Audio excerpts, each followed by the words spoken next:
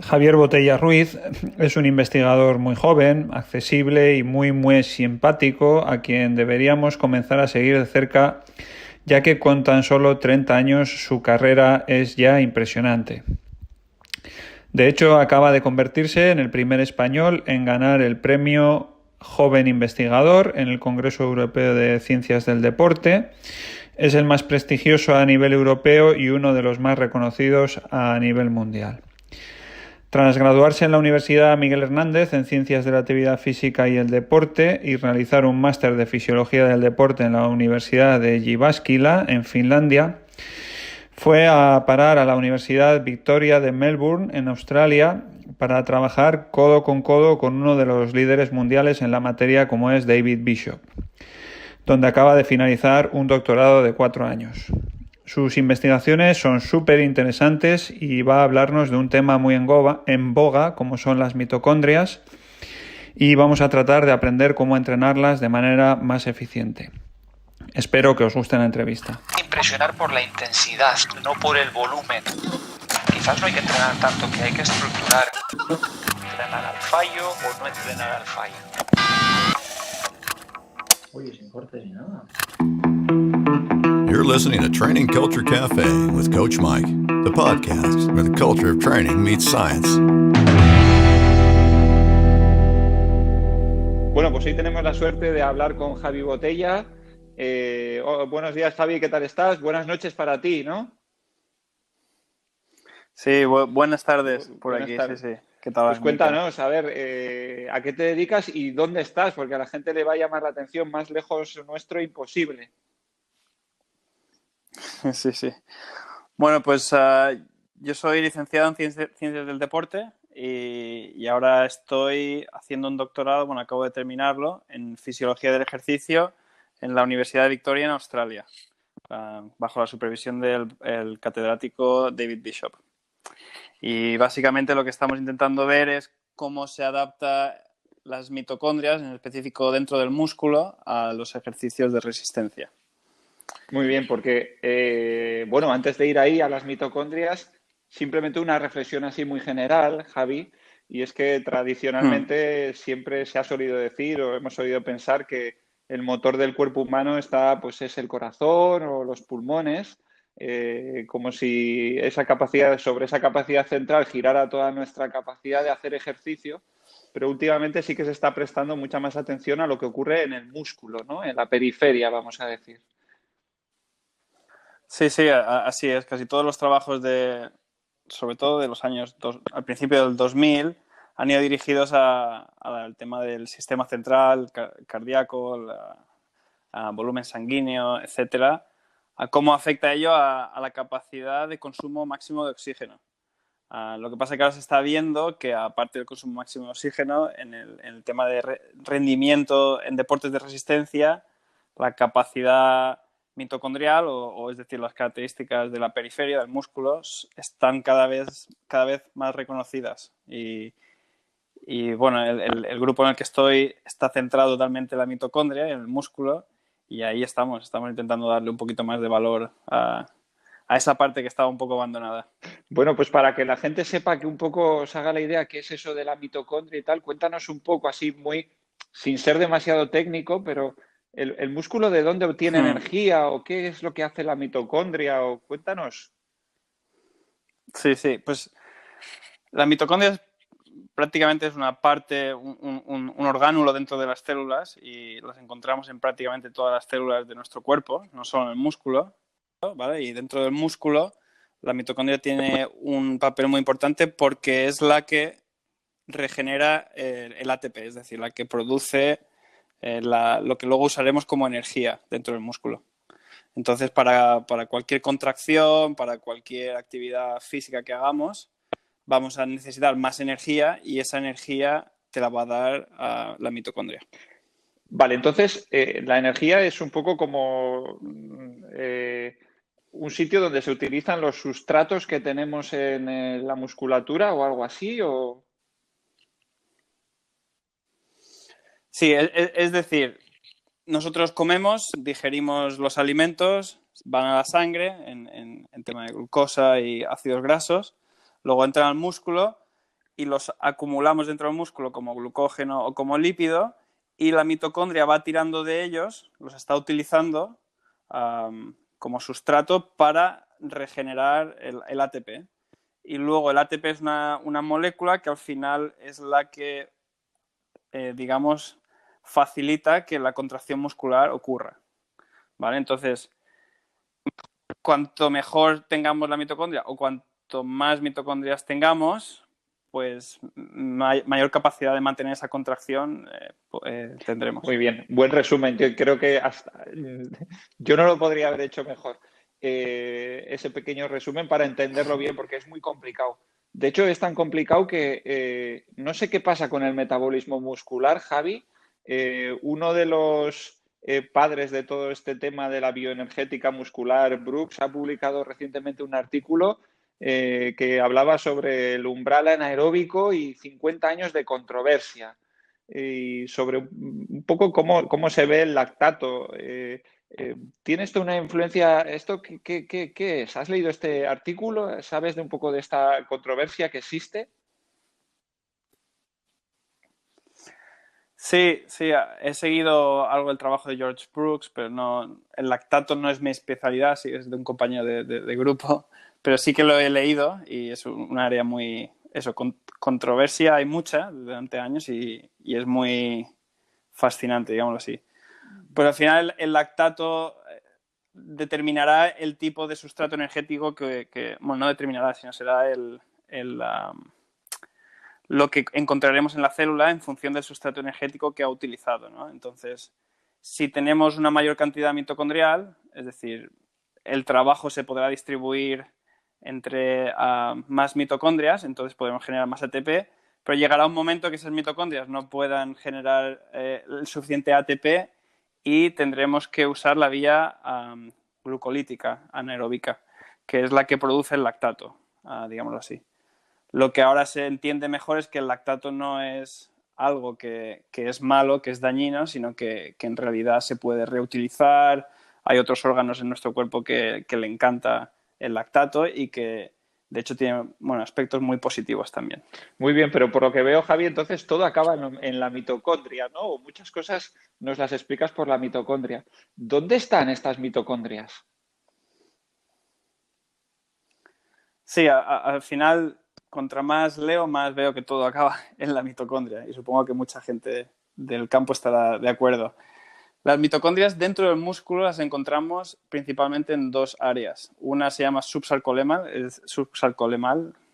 creo que será igual en castellano, pero es básicamente la periferia y que están cerca y en contacto con los capilares, ¿vale? Entonces, ese tipo de mitocondria se ha descrito que están especializadas sobre todo en extraer el oxígeno y en utilizar la cadena transportadora de electrones hasta donde se utiliza el oxígeno. Y luego tenemos otro tipo que es la que está dentro de la fibra, ¿vale? Que es donde está dentro de donde, entre todas las fibras, que es lo que produce la contracción, ¿vale? Y esa de dentro está especializada en generar ATP, que al final es lo que hace falta para la contracción muscular. Entonces, principalmente son esos dos tipos de mitocondria que encontramos en el músculo. Y hay una teoría de que todas las mitocondrias dentro del músculo forman un retículo, es decir, que todas prácticamente es una, que es como un laberinto, digamos así. Pero eso también es algo que no está del todo confirmado. Bueno, esto de las mitocondrias, no sé si es una leyenda urbana, pero se habla que cuando George Lucas hace en Star Wars y le miden a los Jedi los midichlorianos, que él estaba pensando en las mitocondrias. Ya no sé si esto, lo he leído tantas veces que no sé si es una leyenda urbana o es algo real. Y claro, los midichlorianos, el Jedi que tenía más midichlorianos era el más poderoso de todos. Así que no sé si de alguna manera no estamos llegando un poco a la conclusión de que los deportistas que tradicionalmente hemos querido tener, oye, pues a ver si tuviese yo más capacidad pulmonar, cardíaca, o si tuviese más fibras musculares y tal. No sé si uno de los objetivos al final del entrenamiento, objetivo fisiológico, obviamente, no sería intentar que el deportista tenga más y mejores mitocondrias. Sí, sí, sí. No, nunca había escuchado esa historia. Pero sin duda los tiros van por ahí. Y, ahora se está viendo que, sobre todo en deportistas de resistencia, más mitocondrias y mejores mitocondrias son aspectos vitales para tener un gran rendimiento en resistencia. Sí, sí. Vale, pues entonces, Javi, vamos a ponernos en la mente de un deportista que quiere ser mejor, vamos a decir, que quiere cansarse menos y, y esto que dices de las mitocondrias, por ejemplo, concretando un poco, ¿cómo conseguimos que haya más mitocondrias en número? Sí, sí, pues eso, creo que vas por el camino correcto en el sentido de que dentro del grupo de investigación en el que yo estoy estamos muy interesados en separar el tema de más mitocondrias, de volumen mitocondrial y de calidad o de cómo funcionan. Entonces, lo que hemos visto dentro de nuestro grupo es que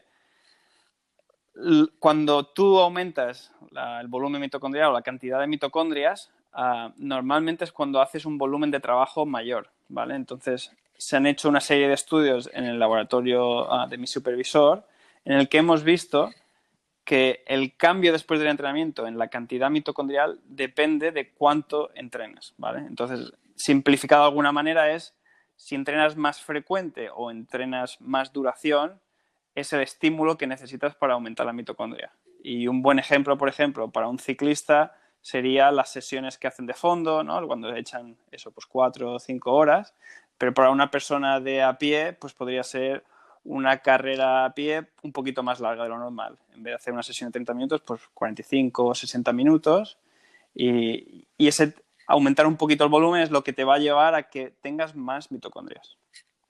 Vale, o sea que, porque claro, mira, Javi, muchos de nuestros oyentes son deportistas de CrossFit y a la gente de CrossFit, Sí. no sé si lo sabes, eso del el volumen un poco alto y entrenar, claro, para estar un tiempo, más tiempo entrenando, el volumen a veces tiene que ser un poco más bajo, obviamente, porque no aguantas ahí a la máxima intensidad 30 minutos, 40 minutos, 60 Sí. minutos. Entonces, una de las cosas que sí nos aportaría ese volumen más alto de entrenamiento, quizás a una intensidad menor a la que está acostumbrada el deportista de CrossFit, es que aumentaría su contenido, su número de mitocondrias. Sí, es decir, si haces una fase de más volumen, una de las cosas, de las adaptaciones que tendrías sería un aumento del volumen mitocondrial. En el aspecto de deportistas más de fuerza, un deportista más como de CrossFit, pues ahí habría que entrar a valorar cuál es el aspecto más importante o el limitante del rendimiento y ya decidir en base a ello. Pero sí que es verdad que una fase en la que tú quieres, digamos, aumentar tu volumen mitocondrial y una buena base mitocondrial para los futuros entrenamientos, pues sí que se recomendaría eso, aumentar entrenamientos en términos de volumen y no de intensidad. Es decir, deberías bajar un poquito la intensidad para poder eso, mantener un volumen mayor. Bueno, así que primer mensaje bien claro, los entrenamientos de un volumen un poco más alto también sirven para eso, aumentaríamos el número de mitocondrias, pero por otro lado nos decías la calidad de las mitocondrias. ¿Qué significa la calidad y cómo conseguimos que nuestras mitocondrias, esas que ya han aumentado en número, sean de buena calidad? Sí, la calidad de la mitocondria todavía es un término un poco ambiguo.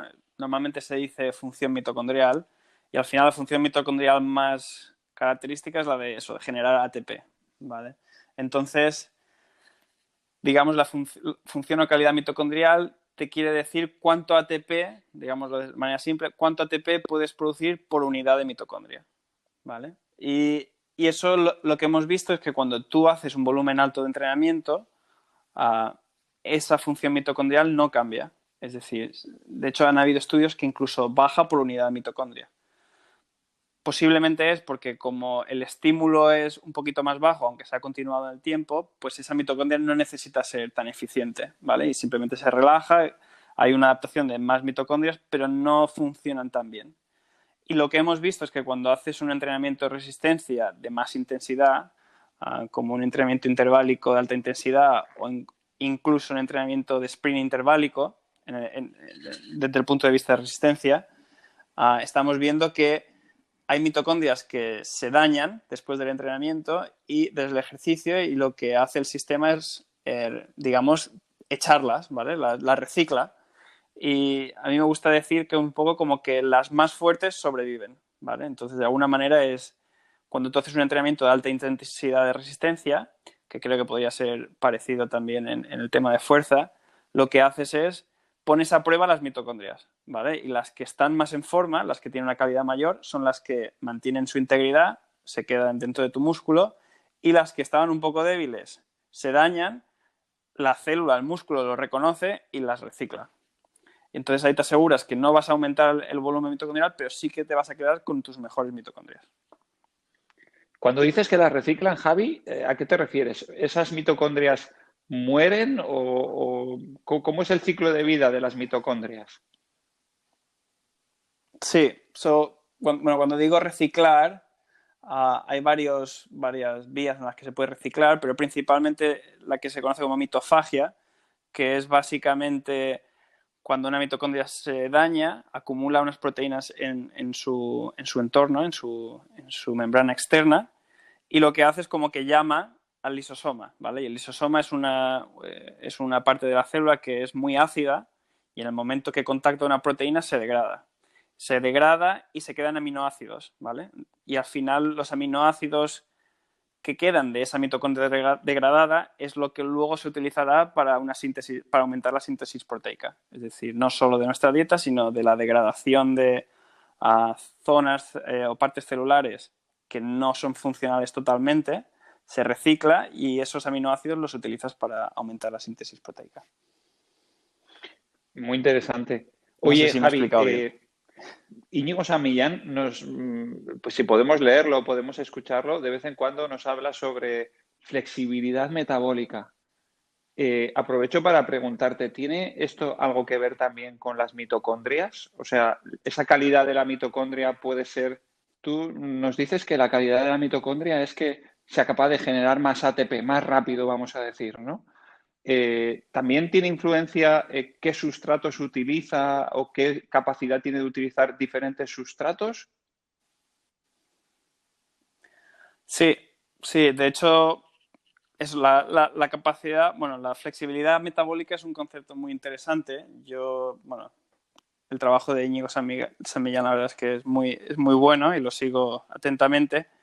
No soy especialista en la flexibilidad metabólica, pero sin duda muere en la mitocondria, ¿no? Porque al final es la capacidad del sistema de tirar de un sustrato, sea lípido o de glucosa, en función de las necesidades, ¿no? Y en función de lo que está ocurriendo alrededor. Entonces tú, si tienes dos cosas, si tienes más mitocondrias, posiblemente seas más flexible porque, digamos, podrás depender de más de ellas, entonces se podrán distribuir el trabajo, pero si tienes una mejor función, pues sin duda, una mejor calidad, cada una de ellas funcionará mejor.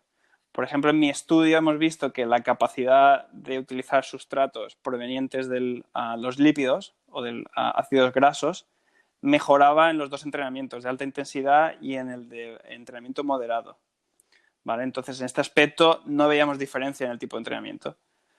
Sin embargo, los sustratos, principalmente por la vía más glucolítica, sí que se veían mejorados similarmente a la función mitocondrial, al grupo de más de calidad. Muy bien. Todas estas preguntas mueren también en mi caso, como en tu caso, todas acaban muriendo en la mitocondria. En nuestro caso acaban muriendo en nuestro interés último, vamos a decir, que es el CrossFit, y te lo preguntaba porque el deportista de CrossFit sí tiene esa sensación y la propia competición le exige ser bueno en esfuerzos de 30 segundos, de 2 minutos, de 30 minutos. A veces los games se van ahí a correr por el monte y después de 45 minutos les hacen correr otros 45 minutos. De modo que todos tenemos la sensación de que hay que ser muy flexible también y probablemente muy flexible metabólicamente. Así que esta temática es súper interesante para nosotros. Una cuestión un poco técnica, Javi. ¿Cómo medís todo esto? O sea, cuando hacéis un estudio, ¿cómo sabéis todo este tema de las mitocondrias? ¿Las veis ahí? ¿Las observáis? ¿Medís algún subrogado, algún otro parámetro que os indique que está ocurriendo alguna cosa ahí? Porque estamos hablando de cuestiones muy pequeñas dentro de la célula muscular. Sí, sin duda es bastante pequeño lo que estamos mirando. Bueno, yo he tenido la suerte de aplicar dentro de mi estudio de doctorado una cantidad bastante diversa de métodos y normalmente lo que se hace es se utiliza la actividad enzimática de la primera enzima, que es el citrato sintetasa del ciclo de Krebs. Entonces, según la actividad enzimática del ciclo de citrato sintetasa, está relacionado con la cantidad mitocondrial, ¿vale? Entonces, lo que hacemos es cogemos un trozo de músculo, un doctor cualificado lo hace, de nuestros participantes, un trocito muy pequeño que es como un grano de arroz aproximadamente,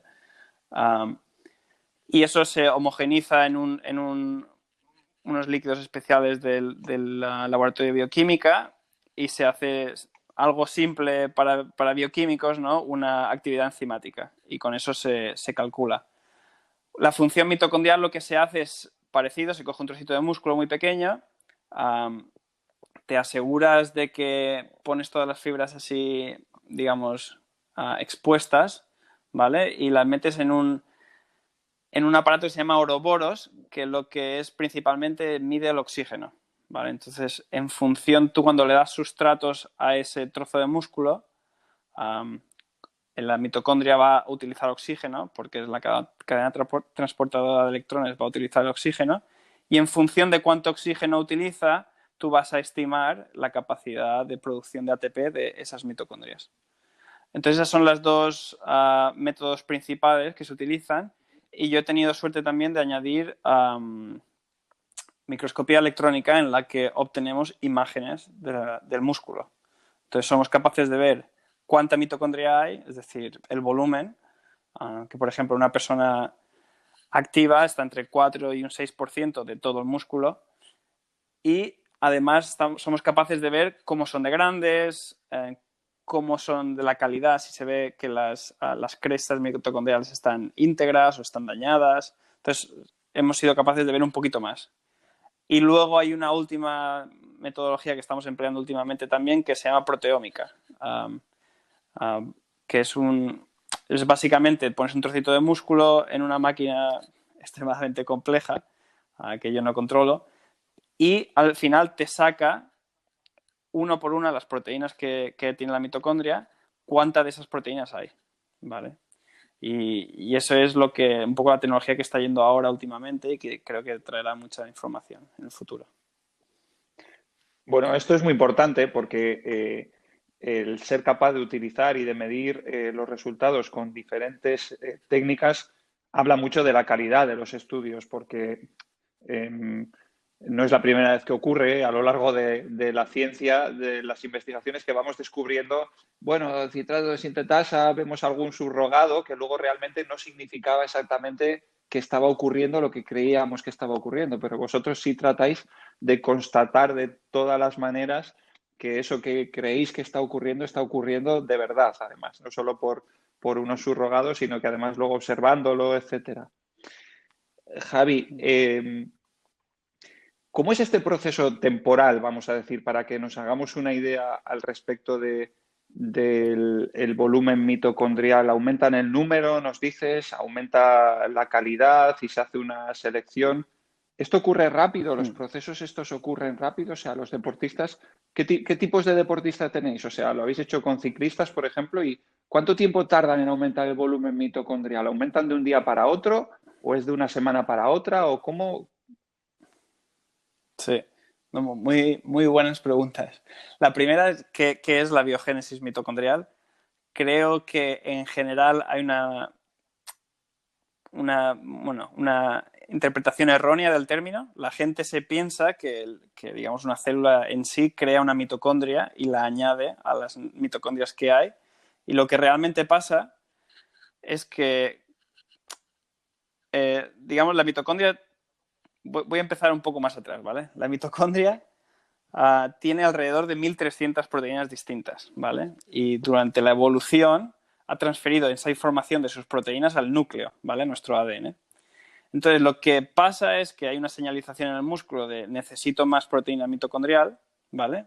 Esa señalización va al núcleo, donde está nuestro ADN, y tú transcribes, digamos, las proteínas que tú quieres, ¿vale? Entonces, tú vas al ADN y dices, necesito más mitocondria, ¿vale? Entonces, quiero de esas 1.300 proteínas que me hagas una copia de 1.000 o de 2.000.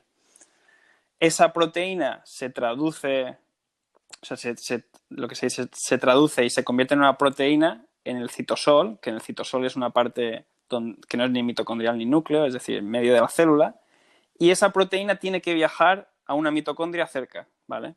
Entonces, esa proteína se incorpora a la mitocondria y poco a poco, conforme van añadiéndose proteínas, esa mitocondria se va haciendo más grande, ¿vale? Entonces, ese es un concepto que creo que es importante, de que no se crean mitocondrias nuevas, sino que se van haciendo más grandes y luego en un momento dado esa grande se puede dividir en dos y entonces es cuando tienes un número mayor, ¿vale? Luego, la otra pregunta de ¿cuánto tarda este proceso? Pues a las 3 horas de cualquier tipo de ejercicio prácticamente hay un aumento en esta señalización, ¿vale? En función del tipo de ejercicio se va a optimizar o se va a aumentar esa señalización y se crearán más o menos proteínas mitocondriales.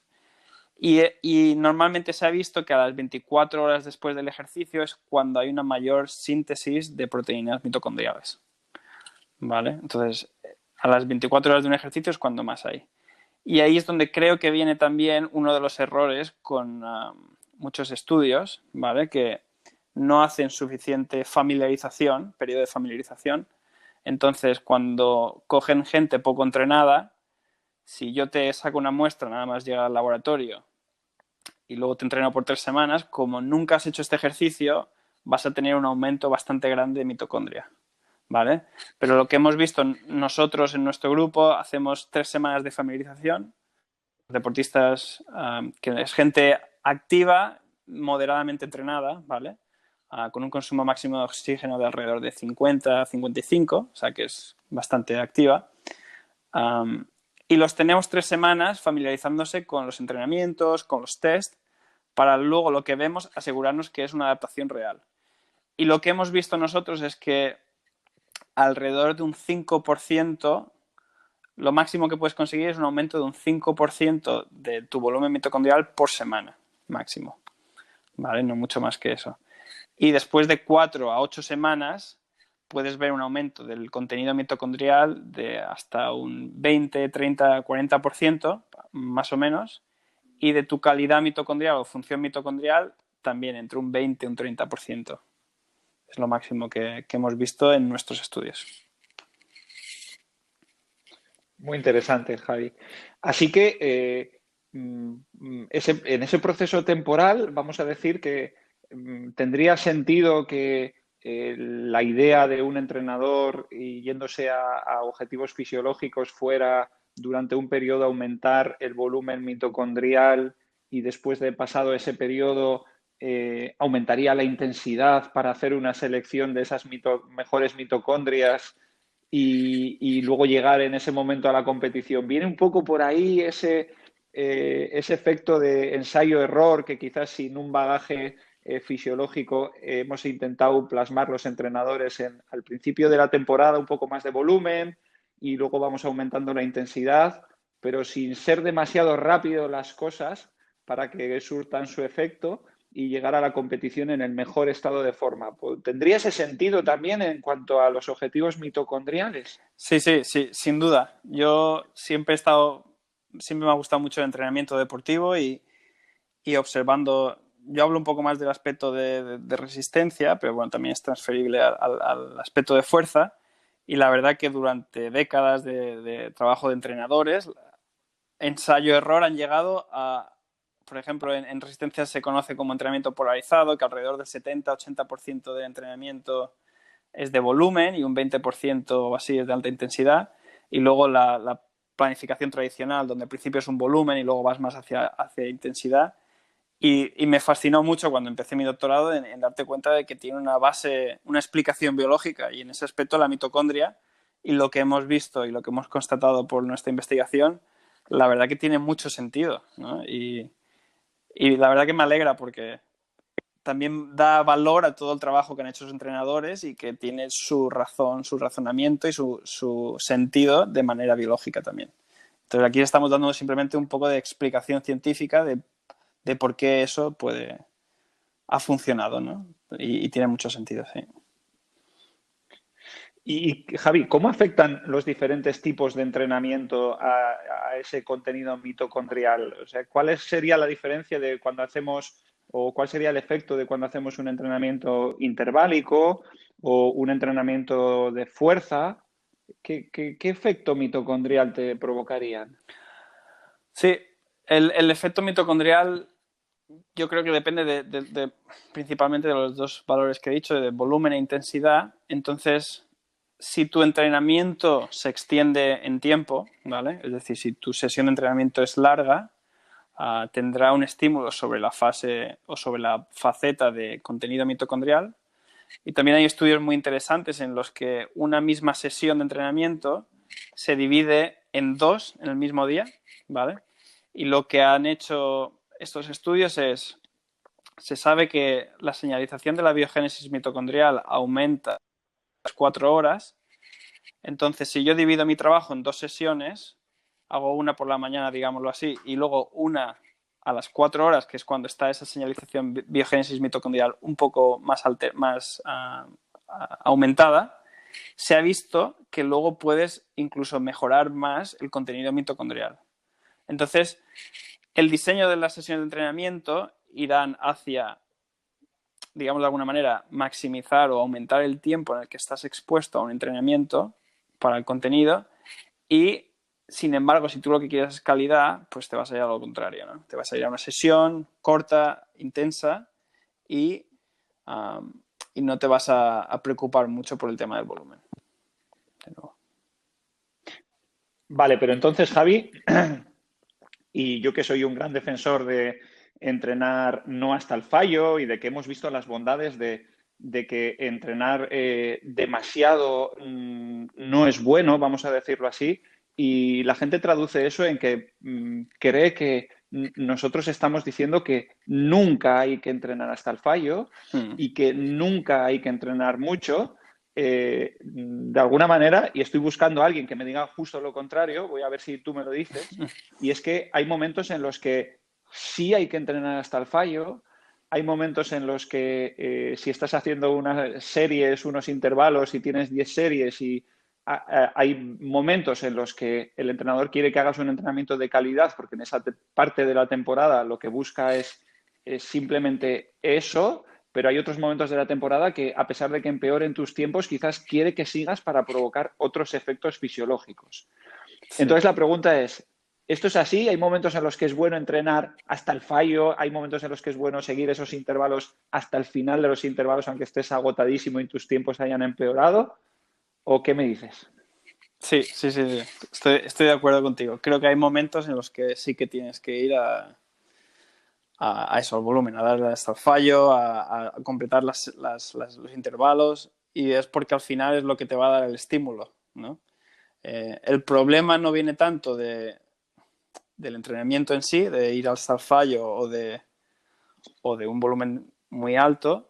El problema viene de que si tú haces ese estímulo durante una temporada, ¿no? Como tú dices, hay fases en las que son necesarios estos estímulos y de hecho son incluso recomendados, ¿no? Y tu mitocondria lo que va es luego, si tú la pones al límite, va a luchar para que la próxima vez que le hagas eso no la pongas al límite, una adaptación general.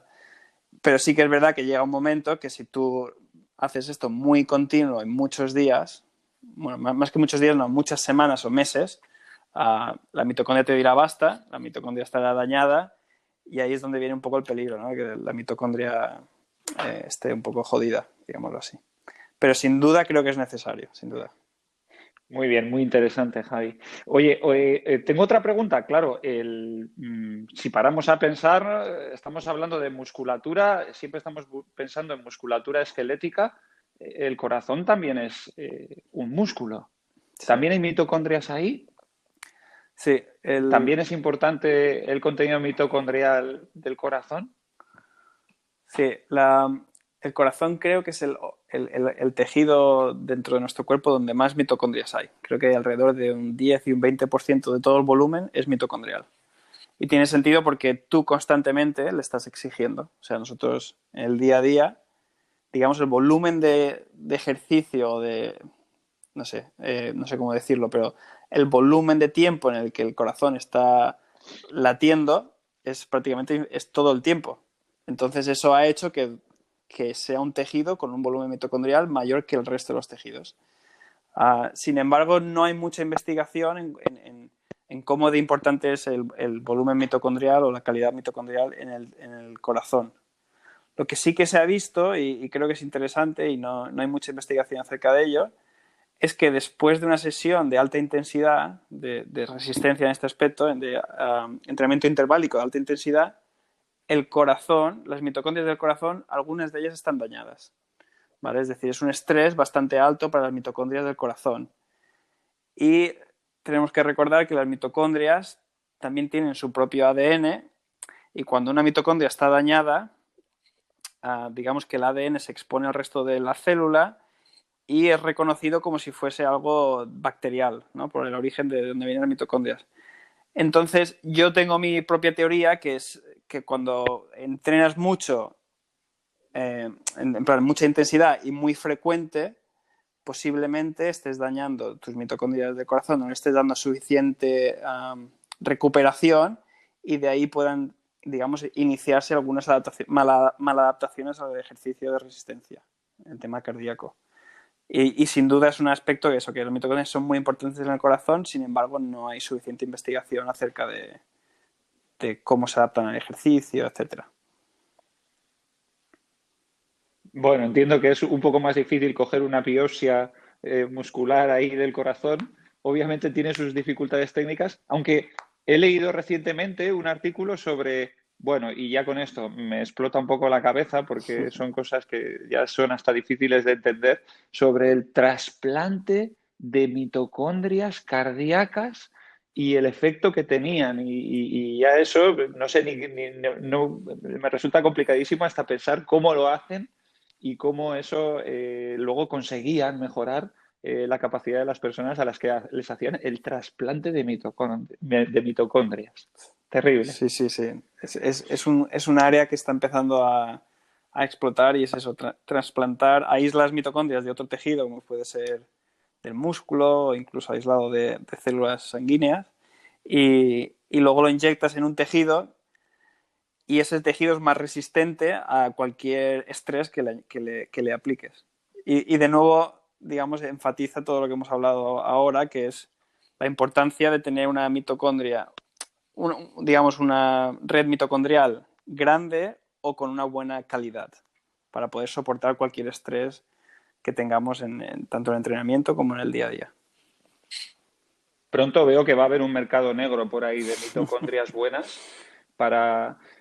Javi, otra pregunta. ¿Estos efectos son locales? Quiero decir, cuando mejora, si por ejemplo trabajáis con un ciclista y el efecto mitocondrial ocurre solo en sus piernas, en la musculatura que ha trabajado, ¿o hay un efecto sistémico también que mejora en otra musculatura que no se ha entrenado tanto?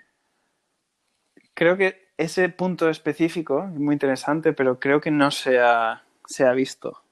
Sí que se ha hecho estudios donde solo se entrena una pierna y la otra es de control, y la pierna que donde no haces ejercicio no mejora. Entonces yo creo que sí que hay beneficios sistémicos, pero no que van a influenciar una mejora mitocondrial. Entonces creo que es específico en este aspecto al músculo que estás involucrando en ese ejercicio. Sí. Muy bien. Javi, bueno, alguna pregunta un poco más ya focalizada en CrossFit. Por cierto, yo te estoy hablando aquí de CrossFit como si lo hubieras practicado y lo conocieras perfectamente. ¿Sabes lo que es CrossFit? ¿Has practicado alguna vez? Sé que es CrossFit, pero nunca lo he practicado. Lo he escuchado muchas veces, pero todavía no lo he probado. Bueno, pues si por lo menos sabes lo que es, la pregunta va un poco dirigida ahí y para saber qué podrías decirnos. Luego, si quieres, te hago una pregunta más general, porque es un gran experto en deporte, no solo en mitocondrias, aunque la entrevista se está centrando completamente en eso, pero los deportistas de CrossFit hacen esfuerzos cortos, medios, largos, necesitan ser resistentes, fuertes. Por un lado, ¿cómo crees que serán las mitocondrias o el contenido mitocondrial de un deportista de CrossFit? ¿O cómo crees que debería ser o qué es lo que debería intentar un deportista de CrossFit con sus mitocondrias?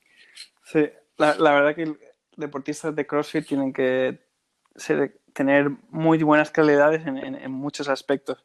El tema mitocondrial, por ejemplo, gente saludable tiene entre un 3 y un 5% de volumen mitocondrial y deportistas de resistencia están en un 10, 12%. Yo creo que el volumen mitocondrial no es tan importante para un deportista de CrossFit, siempre y cuando tenga un mínimo, es decir, un contenido mitocondrial de pues eso, un 5 o un 7% de volumen, porque al final, al ser una musculatura hipertrofiada, o sea, con una hipertrofia mucho mayor que un deportista de resistencia, la cantidad total de mitocondrias a lo mejor es muy parecida a un deportista de resistencia. Sin embargo, están más diluidas porque hay una mayor musculatura. Lo que creo que sí que va a ser importante es la función o la calidad de esas mitocondrias. Y creo que va a ser muy importante porque determinará prácticamente cuándo llegue tu fatiga, ¿no? Entonces, si tú tienes una función mitocondrial mayor, las propias mitocondrias que tú tienes aguantarán más a ser dañadas y te permitirán mantener una intensidad alta durante más tiempo. Entonces, yo creo, y esa es mi opinión y creo que no hay nada de evidencia, creo que el volumen mitocondrial tienes que llegar a un determinado valor que es bueno, pero no es el mejor. Es decir, como tú decías, a lo mejor en la primera fase de la temporada, aumentar un poco, y luego lo más importante será asegurarte que cada X tiempo pues mantienes las mejores, las estimulas para que mantengas las mejores mitocondrias. Muy bien. Javi, suele ocurrirnos mucho que se incorpora gente del mundo de la resistencia, pues, ciclistas o triatletas o corredores, al CrossFit y todos somos conscientes o hablamos coloquialmente de que wow, Manolito, que acaba de empezar, tiene mucha caja. Este no se va a cansar. Pero cuando empieza a hacer esfuerzos de CrossFit con una intensidad más alta o con unas cargas o con unos pesos más altos a los que está acostumbrado, a los 2-3 minutos también está cansadísimo, agotadísimo. ¿Puede esto tener alguna relación con la calidad mitocondrial, o sea, no con el contenido mitocondrial, no con el número de las mitocondrias, sino con la calidad mitocondrial, que es diferente o sería diferente en deportistas de este tipo de esfuerzos con diferencia a los de resistencia? Sí, sí. Creo muy interesante el punto que acabas de decir y de hecho, por curiosidad, miré en mi estudio, por ejemplo, todos los valores que te he dicho antes, calidad y todo el tipo de descripción mitocondrial, lo hicimos en 28 participantes y como podrás imaginar, dentro de 28 personas que reclutas para tu estudio, pues hay gente con diferentes afinidades hacia un deporte u otro. Y por curiosidad cogí los que principalmente habían hecho fuerza de manera tradicional, es decir, iban al gimnasio o hacían algún deporte a lo mejor así intermitente, como fútbol o algo así con sprints, etc. Y miré la función mitocondrial por unidad de mitocondria en ese grupo y luego en un grupo de gente que tenía un historial más de deporte de resistencia, ¿vale? Corredores, ciclistas, etc. Y hice lo mismo. Y luego lo comparé y me di cuenta, que va por la línea que tú dices, aunque la muestra es pequeña, ¿vale? Entonces no hay nada publicado sobre esto, pero alrededor de un 40 o un 50% a mayor función mitocondrial por unidad de mitocondria en la gente de un entrenamiento más de fuerza, intermitente, etcétera, en comparación a los de resistencia. Y creo que van los tiros por lo que tú dices. Un deportista de resistencia va a adaptarse más por la mayor cantidad mitocondrial, pero la calidad no va a ser tan alta. Sin embargo, un deportista más de un aspecto de fuerza, de potencia, va a ir más por el tema de la calidad. Y cada mitocondria de ellas va a ser mejor que en comparación a uno de resistencia. Muy interesante, súper interesante, Javi. Bueno, pues una última pregunta y ya quizás un poco más práctica y para que te mojes. Sí, Tranquilo, sí. que no nos está escuchando nadie, nadie que publique papers, etcétera, pero sí que mucha gente con interés deportivo, así que te puedes tirar a la piscina, aunque dentro de 5 años digas, oye, estaba equivocado, volvemos a hacer la entrevista porque quiero decir lo contrario. ¿Cuál sería un poco tu recomendación o los pequeños consejos que puedas dar a la gente que practica CrossFit? Me parece que alguno durante la entrevista ya ha salido por ahí, que quizás las dobles sesiones pueden tener algún sentido, que sobre el volumen, intensidad. Cuéntanos un pequeño Sí, resumen. yo creo que un poco lo que has dicho, a lo mejor en la fase más preparatoria bajas un poco más el tema de intensidad del entrenamiento, haces dobles sesiones sin pasarte de intensidad, acumulas un poquito de volumen de más, cada 2-3 semanas pues pones una semana de un poco más de descanso y a medida, es que en realidad no estoy diciendo nada nuevo, ¿sabes? La periodización un poco de entrenamiento, pero a medida que avanzas de la temporada, pues vas a tener que centrarte en sesiones de alta intensidad o de potencia, de fuerza, pero creo que algo que es muy importante para la mitocondria también es que le dejes tiempo entre esas sesiones, ¿vale? Creo que uno de los errores que se cometen mucho es que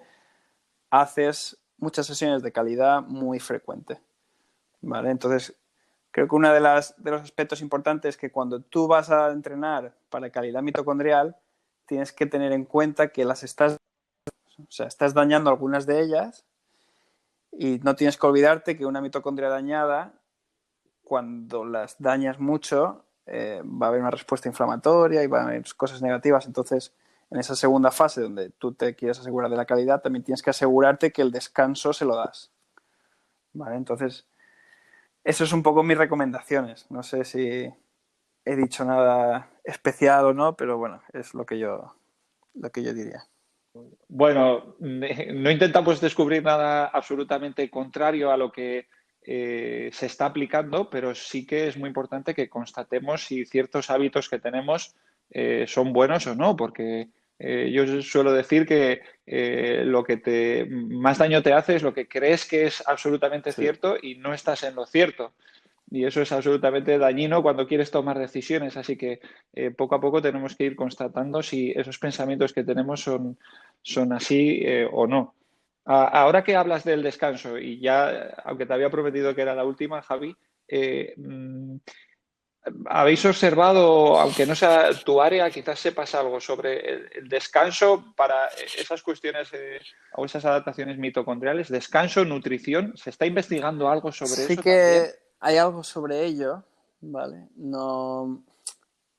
Sobre descanso hemos visto que muchos genes que están involucrados en la biogénesis mitocondrial están incluso activados hasta 48 y 72 horas después de una sesión de sprint, ¿vale? Entonces eso quiere decir que el proceso en sí puede durar hasta 3 días. Lo que yo he visto en mi investigación es que el estrés duro, es decir, cuando realmente los dañas, realmente es muy agudo y a las 24 horas ese estrés muy malo ya no está presente. Pero a las 24 horas todavía está casi todo muy alterado. Es decir, nosotros vemos que de 15.000 genes distintos que podemos ver después del ejercicio, a las 24 horas 3.000 de ellos todavía están subidos. Entonces quiere decir que a las 24 horas todavía hay mucho ocurriendo. Entonces, al menos 48 horas o 72 horas hasta que eso ya está un poquito más reducido. En cuanto a la nutrición, yo no he visto mucho sobre nutrición y no lo sigo mucho. Casi todo el trabajo sobre biogénesis mitocondrial y nutrición en cuanto a suplementos, mucho de ello está hecho en ratones. Pero sí que hay un trabajo que hizo un compañero también español, de Javier Díaz Lara, sobre el tema de la ingesta de carbohidratos justo después de una sesión de entrenamiento o retrasarlo 3 horas. Y él está mirando cómo influye eso a la biogénesis mitocondrial. pero realmente no hay mucho en el tema de suplementos y biogénesis mitocondrial. Creo que lo que hay en humanos es bastante flojito, si te digo la verdad. Muy bien, Javi, pues no me queda más que agradecerte la disponibilidad que has tenido, animarte a que sigas donde estás, que es en la cresta de la ola de la investigación y el deporte, porque es donde estás y lo que estáis haciendo es maravilloso. Así que muchísimas gracias y te animo a que sigas por el camino. Muchas gracias, que has Miquel. tomado. Ha sido un placer. Me ha hecho mucha ilusión hacer este podcast. Me motiva mucho a seguir por el camino y espero este año sacar un par de artículos muy interesantes sobre la mitocondria y poder informar de los aspectos del entrenamiento y cómo se modifica la mitocondria. Un placer. Pues nos haremos eco en cuanto lo publiques. Muchas gracias. Adiós.